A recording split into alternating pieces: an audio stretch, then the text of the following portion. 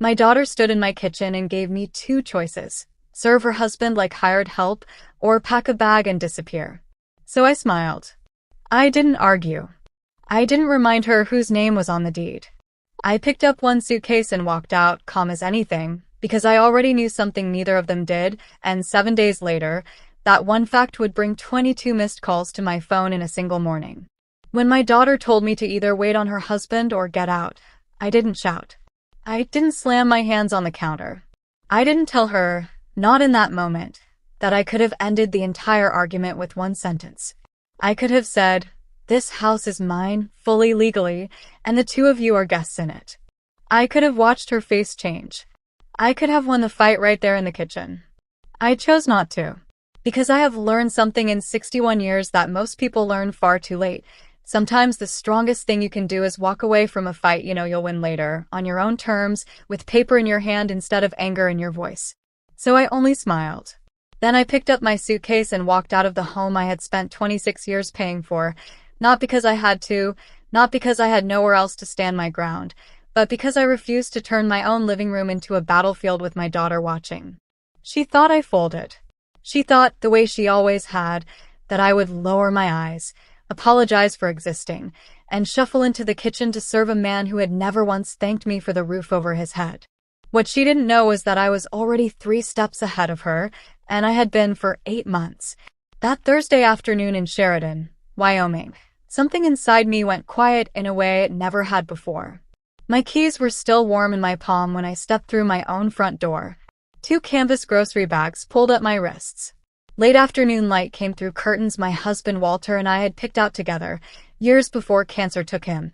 Stretching gold across the hardwood floor we had refinished by hand one humid August, back when our biggest worry was whether the stain would dry evenly.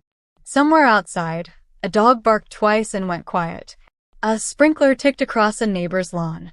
Ordinary sounds, the kind that make you believe nothing in your life is about to turn. Inside, Trent was stretched out in my recliner. Not just any chair.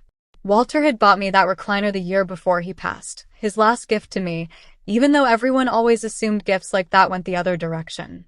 I used to sit in it at night with tea in my hands, listening to the house settle, pretending I could still hear him in the kitchen. Now my son-in-law had his socked feet propped on the armrest like the chair, and the house belonged to him. A bottle of beer rested against his knee. A baseball game blared from the television, and the remote sat balanced on his stomach like a small trophy he'd won for doing nothing at all. He didn't even turn his head. "Marlene," he said, eyes on the screen, "grab me another one while you're up." I set the grocery bags down slowly. The cans inside knocked against each other. "Excuse me," I said. "You heard me," he said. "The IPA. Not the cheap stuff you buy." Something cold moved through my chest. I had bought that beer. I had spent part of my pension on it because my daughter Paisley once mentioned, almost in passing, that Trent liked a decent drink after a long shift. I had called it generosity. It was just another small payment toward a peace that was never actually peace. "Trent," I said evenly, "I just walked in. Let me put these groceries away." He finally looked at me, irritation dressed up as patience, like I was the unreasonable one for having a limit at all. "What's the issue?" he said. "You're already standing." "I'm comfortable." "The issue," I said, "is that you didn't ask. You ordered." He swung his feet down and stood slowly, using his height the way certain men use it, as punctuation, not communication. "You're really doing this over a beer," he said, almost laughing. "Considering your daughter and I are the ones actually living here. You live here because I haven't asked you to leave," I said. "There's a difference." "Semantics." He stepped closer, bottle still in his hand. "Look, Marlene, we can do this the easy way or the hard way. You want peace in this house? Then you cooperate. That's the whole arrangement now." The kitchen door swung open. Paisley walked in, drying her hands on a dish towel, blonde hair pulled into a loose knot. Her eyes moved from Trent to me, to the grocery bags on the floor. "What's going on?" she asked. "Your mother's making a scene over a beer," Trent said. Paisley looked at me. Not with worry. With disappointment, like I was the one being unreasonable. "Mom," she said, "just get him the beer. It's not worth fighting over." I looked at my daughter for a long moment. searching her face for the little girl who used to crawl into my lap during thunderstorms and whisper, "Don't let the sky fall, Mama." That girl wasn't standing in front of me anymore.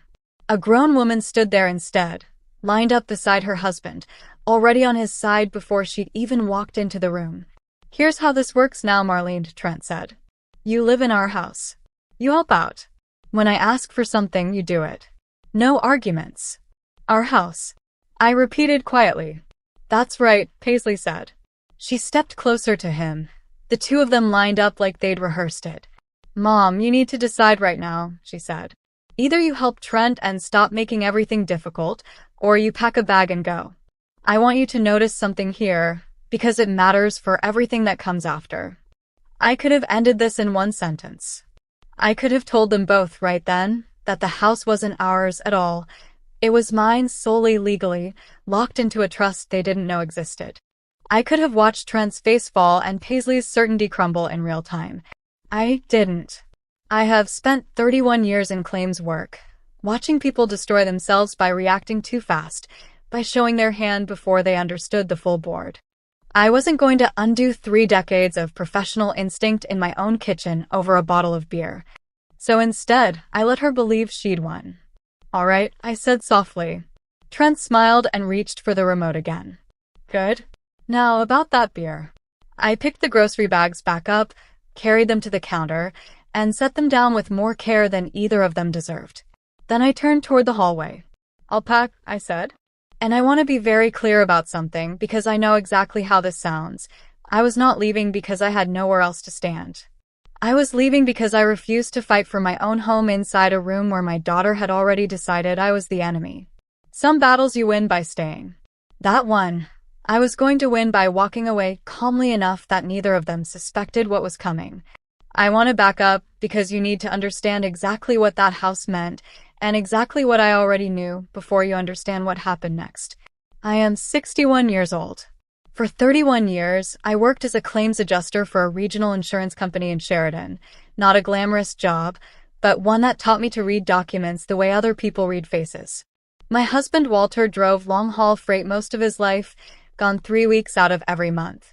Home just long enough to fix whatever I hadn't gotten to and remind our daughter that her parents loved her even when they were exhausted. We bought that house in 1998. A modest 3-bedroom with a covered porch and a maple tree out front that Paisley used to climb until she fell out of it at age 9 and broke her wrist. I remember sitting in the ER with her, promising ice cream and a cast she could decorate however she wanted. She picked purple. She always picked purple. Walter died of pancreatic cancer 6 years ago. 11 months from diagnosis to funeral. I nursed him through every one of those months in that house, in the bed we'd shared for 3 decades, and when he was gone, the house was the only thing that still smelled like him for a while.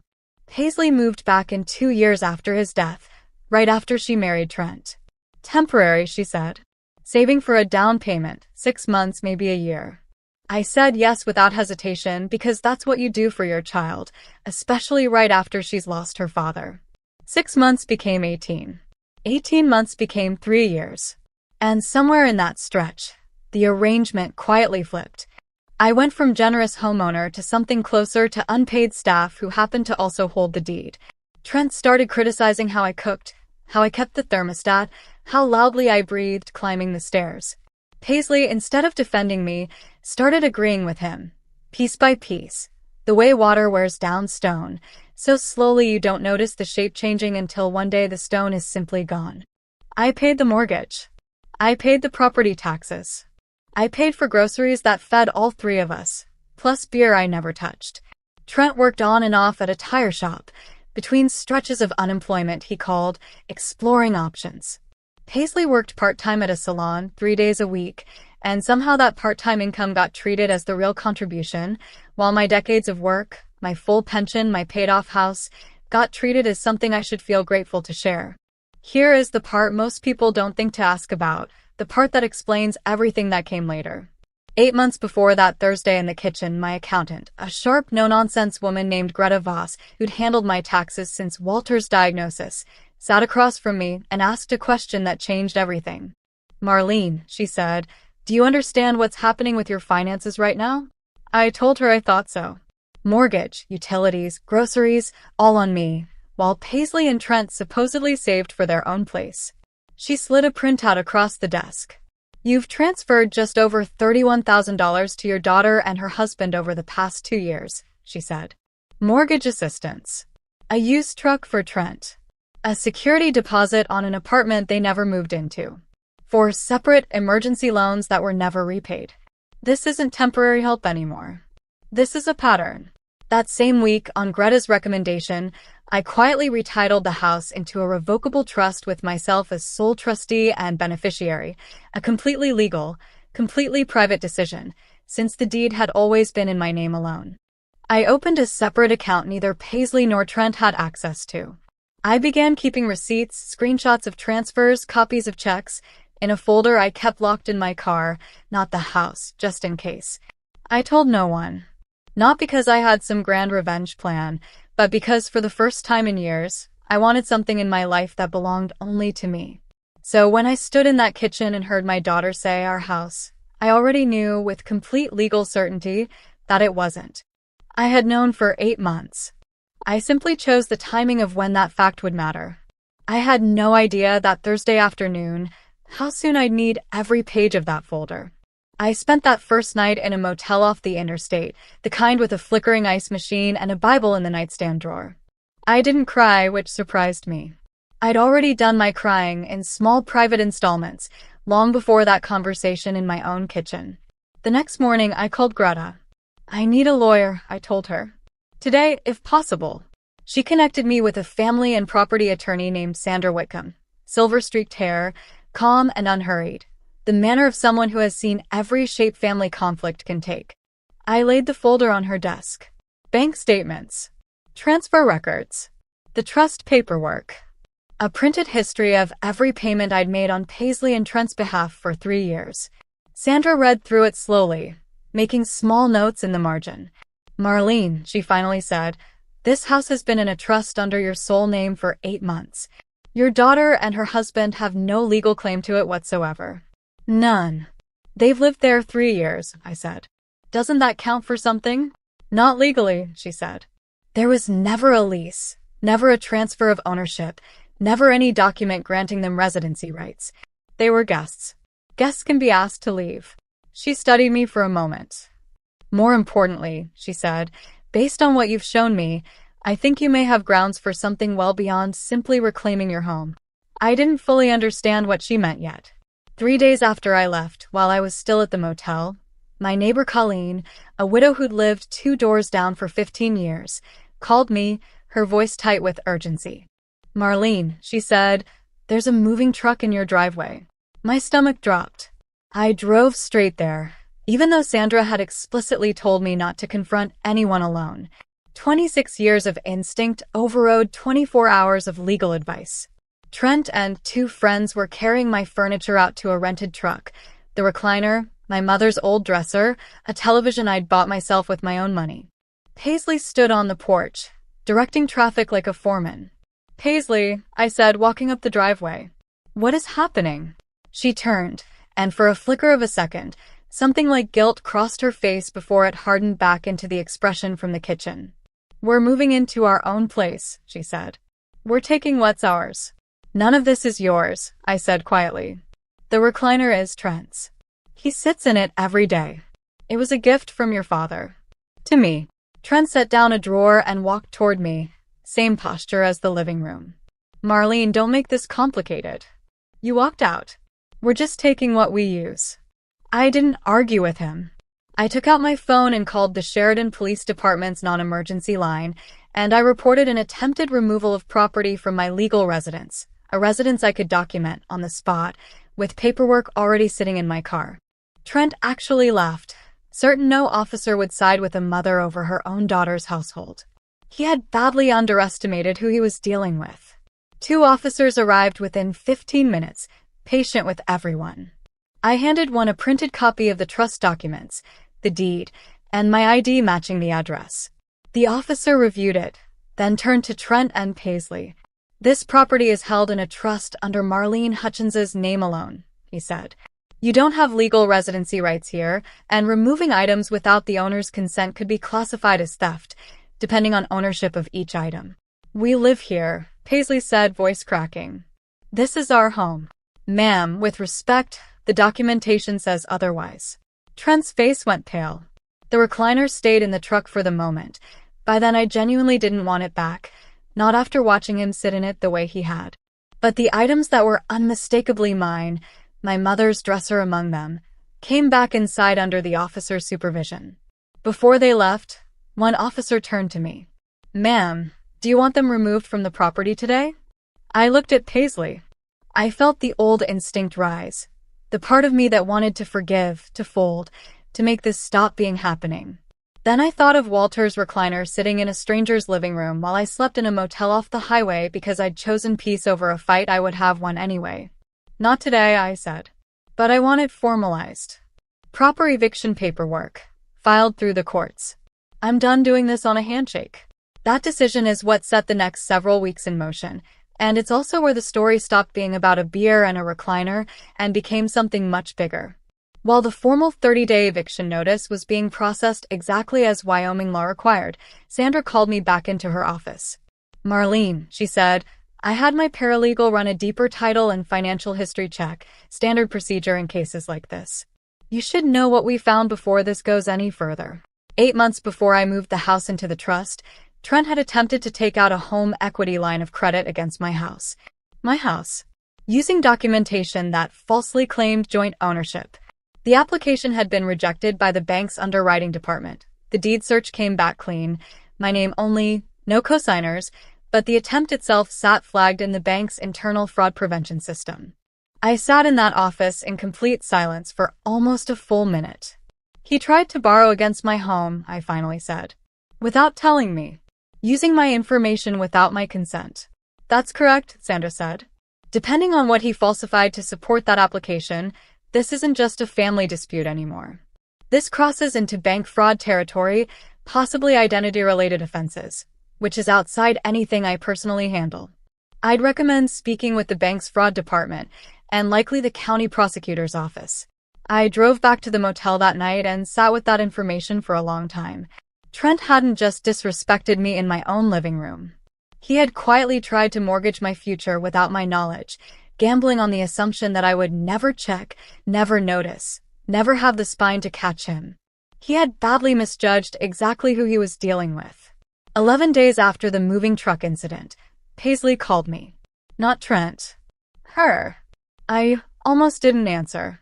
I let it go to voicemail once, then picked up the second time. Mom, she said, voice smaller and more tired than I'd heard in years. Can we talk? Just us. We met at a diner on the edge of town, neutral ground, bad coffee, good lighting that made it hard for either of us to hide anything. I found out about the bank thing, she said. A letter came to the house. I opened it thinking it was for me. What did it say? Enough, she said. Mom, I swear I didn't know he tried that. I believed her mostly. I'd spent 26 years learning the difference between my daughter's lying face and her honest one, and what sat across from me in that diner was honest, even if it arrived 3 years too late. I let things go too far, she said. I told myself you were fine, that you wanted to help us, that it wasn't a big deal. It was easier than admitting my husband was treating my own mother like staff in her own house, and that I was letting it happen. Why tell me now? I asked.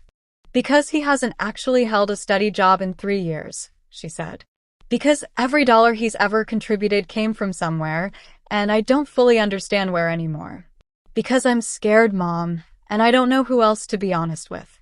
I didn't fall into her arms and forgive everything on the spot. That version of motherhood, the one where you erase your own dignity the instant your child cries, had already cost me 3 years and a chunk of my retirement. But I didn't turn her away either. I love you, I told her. That's not changing. But I'm not undoing anything I've already put in motion, and I'm not pretending the last 3 years didn't happen. If you want a relationship with me going forward, it starts with complete honesty about everything you know. She nodded, and for the first time in longer than I could remember, my daughter looked at me like an adult facing consequences instead of a child waiting to be rescued.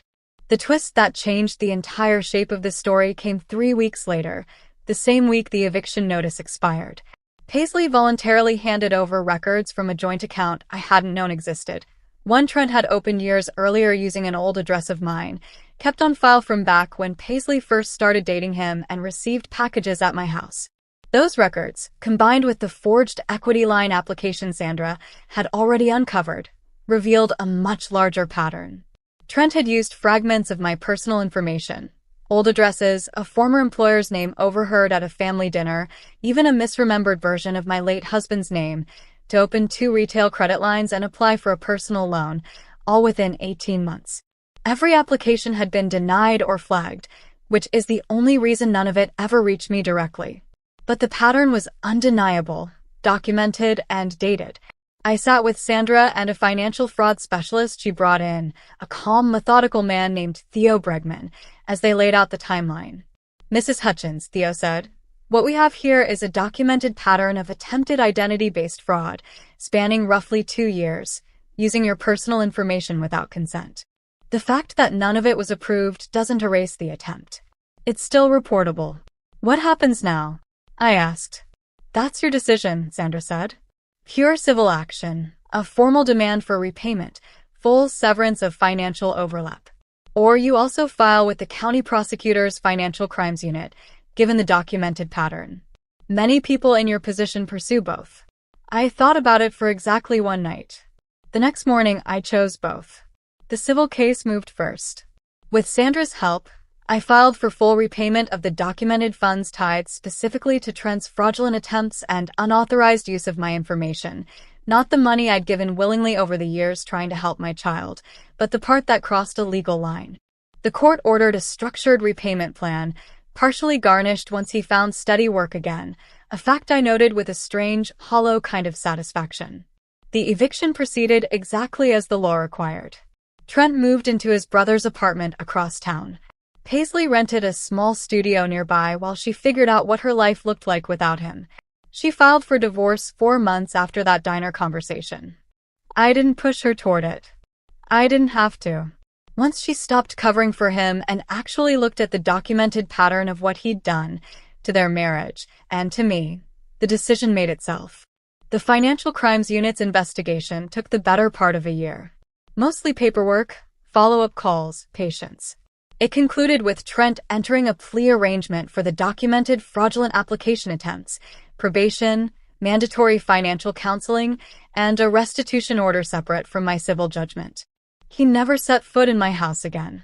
I moved back in 2 months after that first eviction notice, alone, into a house that finally fully belonged only to me, legally, on paper, and in every way that actually mattered. I repainted the living room that first week. A soft sage green Walter would have liked. I moved the recliner, which I did eventually get back, eviction inventory and all, into the corner by the window, where the morning light hits it best. Some evenings, Paisley comes by. We don't talk about Trent much anymore.